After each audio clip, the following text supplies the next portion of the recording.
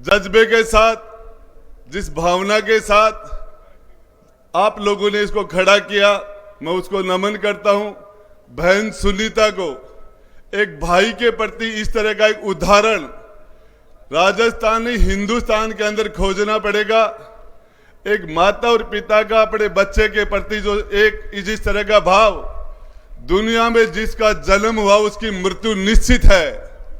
जो अवतार हुए, जो महापुरुष हुए, जो भगवान के रूप में जिन्होंने मां के पेट से जन्म लिया, जाना तो उनको भी पड़ा है, लेकिन एक पिता को, एक मां को और बहन को और उनके बहनों तेज सिंह जी को जिस जज्बे से अपने परिवार के सदस्य को जिस तरह की एक श्रद्धांजलि दी है, इसका उदाहरण बाड़मेर की धरती से पूरे हिंदुस्तान में निकलेगा। मैं बताना चाह रहा हूं, 10-10, 20-20 हजार करोड़ के लोग हैं, उनका ये सौभाग्य नहीं होता कि वो कोई दूसरों के लिए ऐसा कोई काम कर दे। मैं हेमाराम जी मंत्री महोदय आपको बताना चाह रहा हूं, निश्चित रूप से पिछले जन्म के आपके अच्छे संस्कार रहे, आपके परिवार के अच्छे संस्कार रहे, जो एक सुंदर आत्मा थी जिसको इससे बड़ी श्रद्धांजलि कोई आप बाड़मेर के सभी लाखों की लोगों तादाद में आप लोगों ने इकट्ठा होकर जो दी है, मैं उस जिस भावना से मैं उस पूरे बाड़मेर की धरती पर आप सबको नमन करता हूं, आपको सैल्यूट करता हूं। और मैं आपको बताना चाह रहा हूं, हेमाराम जी, जो भी बच्चे आपके इस इंस्टीट्यूट से निकलेंगे, सफल होंगे, वो आपके बेटे डॉक्टर वीरेंद्र सिंह का चेहरा आप उनमें देखना, आपके जिंदगी का एक मकसद बन गया, दूसरे लोगों के लिए एक उदाहरण बन गया। और इसके लिए पायलट साहब, मुझे जब हम हवाई चार्टर प्लेन में आ रहे थे, जब बात कर रहे थे, तो मुझे लग रहा था पायलट साहब भी अपने आप को या आपके परिवार का एक सदस्य मानते हैं कि मैं इस परिवार का एक सदस्य हूं।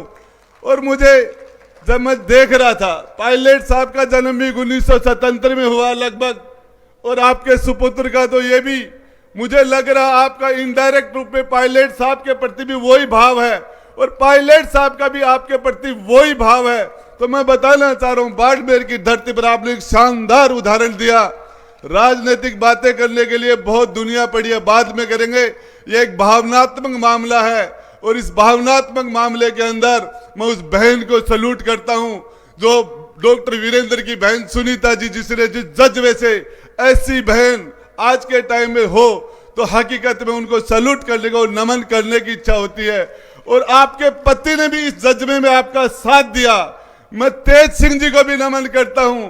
और हम बैठे थे गाड़ी के अंदर, तो मैं उस मां को भी नमन करता हूं जिसको आप लोगों ने 6 बार निर्विरोध सरपंच बनाया, 6 बार निर्विरोध।